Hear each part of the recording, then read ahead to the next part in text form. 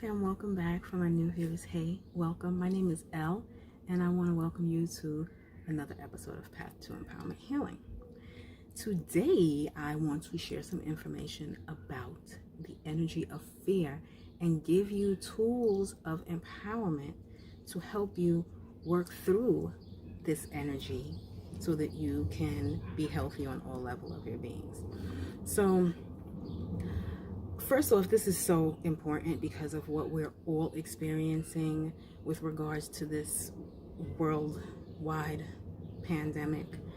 But this is something that you can also apply to every aspect of your life. Whether or not you're feeling fear, anxiety, or you are experiencing challenges in your life.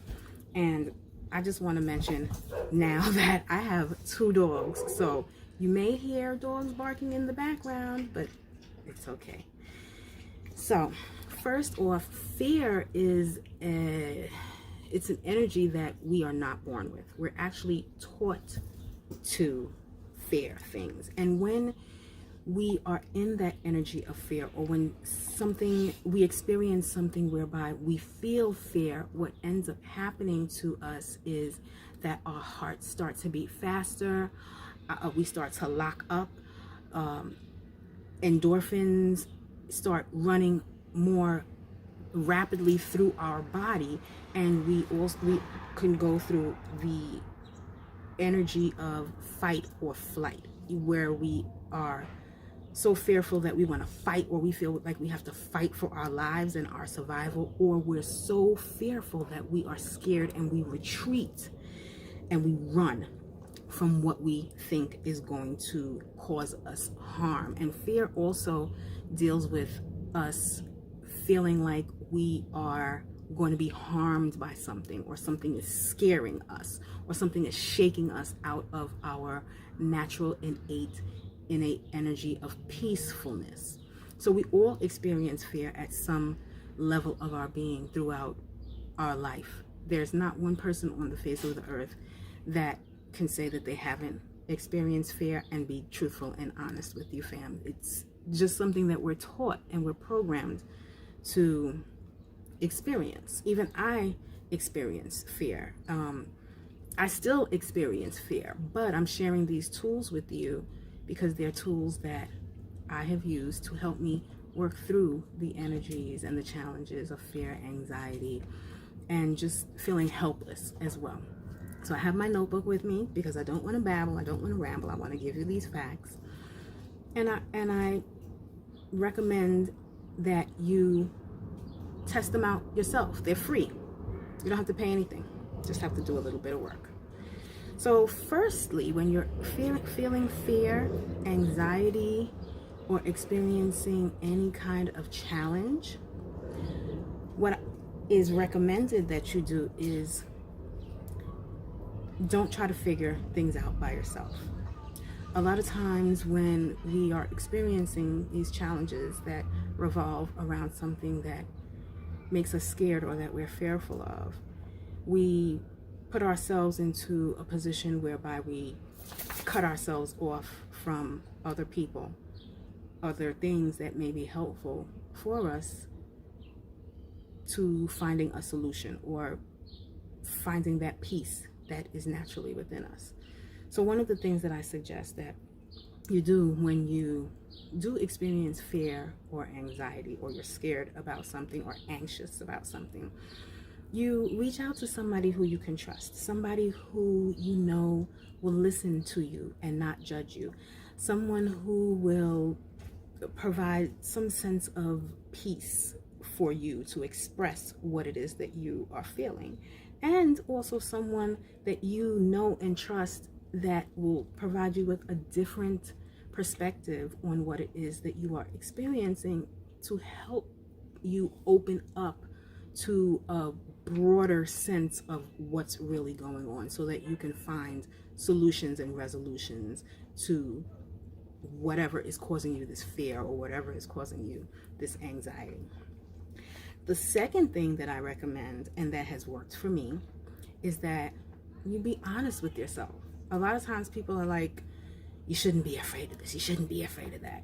But the reality of life is that fear is one of those things that we're programmed into feeling. And when you feel it, you shouldn't deny that you feel it. You should be honest and truthful with yourself, because being honest and truthful is one of the first steps that anyone can take to help them to work through that experience. So if you are afraid of something, and let's just use this COVID-19 as an example, because this is the major thing that's everybody is experiencing. When or if you start to feel fear about what's happening, what's being said, your loved ones and your friends and your family members getting sick, be honest with yourself. Okay, yeah, I am fearful that this is going to affect someone that I know, or even if you know someone who is affected or that has passed away from this virus, be honest with yourself about what you are feeling. And that honesty will allow you to release the fear that you are feeling to some level, at some degree. One of the things that we do that is detrimental to our being on all levels of our being is deny that we are feeling something. That's not a good thing, because then you're telling yourself what you're feeling isn't real to you. If you stub your toe and you feel the pain doesn't go away when you say, oh, I don't feel the pain. That just doesn't happen. It's the same thing with fear and anxiety.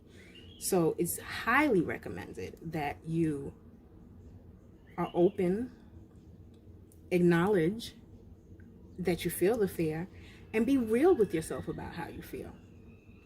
The third thing that I suggest is to align yourself with the energy of being okay with the fact that you don't have control over everything. This is one of the most powerful tools that I have in my pocket, because I realize that at times, especially when I'm scared or anxious, I want to control the outcome of everything. I want to control it. I want to make sure that it goes a certain way. And when it doesn't go a certain way, then I'm feeling a type of way about it.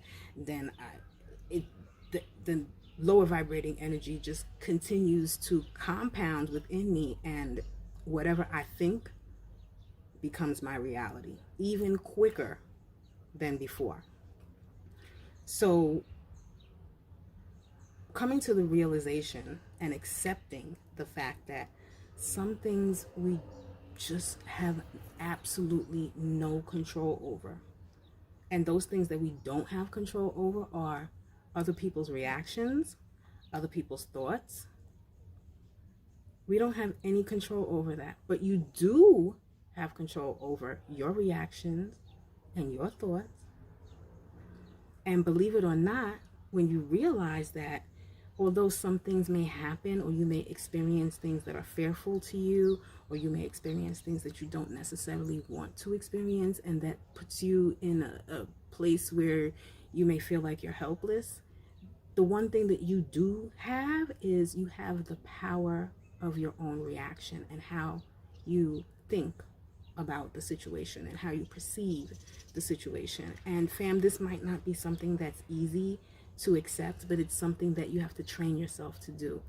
And it's something that I've trained myself to do as well. Because like I said, I like to try to have control over things, especially when I'm in that, initial energy of fear or feeling helpless. And one of the things that I do to help me to realize that I might not have control over the outside influences, but I do have control over myself, is to practice mindfulness. And one of the tools that I use for my mindfulness regimen is emotional integration. And this tool is a tool in which I allow myself to feel whatever emotion is coming. So since we're talking about fear, I allow myself to feel the fear. I may close my eyes, I take a couple of deep breaths, and I put a character to that fear. So if I'm feeling fearful about not being able to protect my family during these rapidly changing times, I would envision that fear as a character. And I would make this character in my mind's eye when I close my eyes, or even just visualizing with my eyes open, or however you visualize. Make the energy of fear or anxiety or helplessness into a character. So let's say we create the character of an animal, or a deer being caught in headlights, like scared, right? So you see this deer, and that's the deer in the headlights that's scared. And that is that fear. Now you characterize the fear. The third thing that you do with emotional integration is, after you have associated the emotion that you're feeling intensely with a character, you infuse yourself into the vision, and you do what you feel needs to be done to assist this character to not feel this way anymore. So with this example, in the deer in the headlights, what would you do if you were a bystander and you knew that a deer is potentially going to get hit by a car or is scared? What would you do? You would try your hardest to prevent that from happening without you're endangering yourself. So you may make a loud noise, or you may even try to run and save the deer.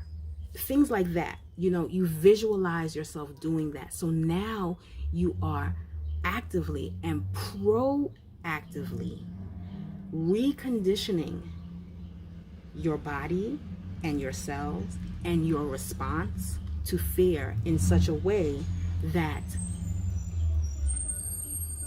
you're able to see a way in which you can help assist that character which you identified as fear,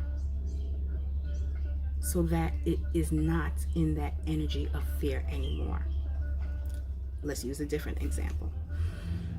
Let's say, for instance, you are fearful about losing your job because of everything that's happening. And that fear deals with your root chakra, being grounded, feeling like you belong, being able to provide security for yourself, and being able to live in this materialistic world. For me, I would envision a child not getting the support and the protection that they need from their loved ones. So now this fear of losing your job is infused with the picture of a child being afraid. What would you do for this child? How would you speak to this child? How would you behave towards this child to help minimize the child feeling fearful? That's something that you can do with regards to the emotional integration of the emotion that you're feeling, to help yourself work through the energy that you're feeling that is making you feel fearful or anxious. So the first thing is, with emotional integration, you identify the emotion, fear. You sit with the emotion and you allow yourself to feel it. You don't deny it. You allow yourself to feel the emotion. When you are at the point where you are feeling the emotion, you attach the emotion to a character that personifies that emotion. Then the fourth thing that you do is you envision yourself assisting or providing some type of comfort or resolution for that character that you have associated with that energy that you're feeling. Now that you've gotten through these 4 steps of emotional integration, you may find that you feel a little more peaceful and calm about what it is that you're experiencing, because energetically, believe it or not, these visualizations and the sitting with the emotions and the personification of the emotion into a character has allowed your body to relax. And when you relax, what happens is you are able to release that tension that you feel in your body, and you're feeling more peaceful about the situation. So I hope that I explained emotional integration in a way that you understand. If not, I believe that I did a video on emotional integration, and I'll put it in the section below this video so that you can watch it. The next thing that is recommended when you're experiencing fear, anxiety, or anything challenging is to practice self-care. And that means to be good to yourself. That means not to be judgmental. Don't beat yourself up because you're experiencing this, because we all experience challenges with regards to fear or anxiety. All of us do. We all do at some level in our lives. So it's very important to be good to yourself, to love yourself, to nourish yourself, to do things that make you feel happy or take you out of the energy that you're feeling, if but for 1 second. That 1 second will do dramatic, positive things to your body and to your soul and to your spirit and to your energy overall. So practice self-care. Do not beat yourself up. You are a divine being that chose to have a human experience. That's all this is. Another tool of empowerment is to train yourself not to have fearful reactions. And that has been challenging for me as well, because when I experience fear or anxiety, my adrenaline is flowing high and I just want to move. And when you move without being mindful or move without thinking, sometimes you are not, that doesn't benefit you on any level. It's very important that you open yourself up to realizing and remembering that the majority of the things that we fear are just the fear of fear, if that makes any sense to you. Because we don't know what the outcome of things are. And just the fear of the outcome being something that we don't want may possibly be the thing that we're fearing, and not the outcome at all. You get what I'm saying? I'm pretty sure that you do. So, in these drastic and dramatic times of change, fear is something that I personally feel is being bombarded. We are being bombarded with fear.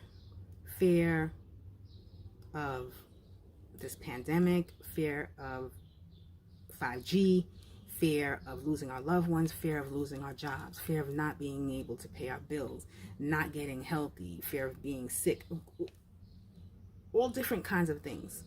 Everybody is fearful of now. But although we're fearful, it is also a good thing, because it tells you and shows you where you need to put your focus on so that you can take care of yourself more.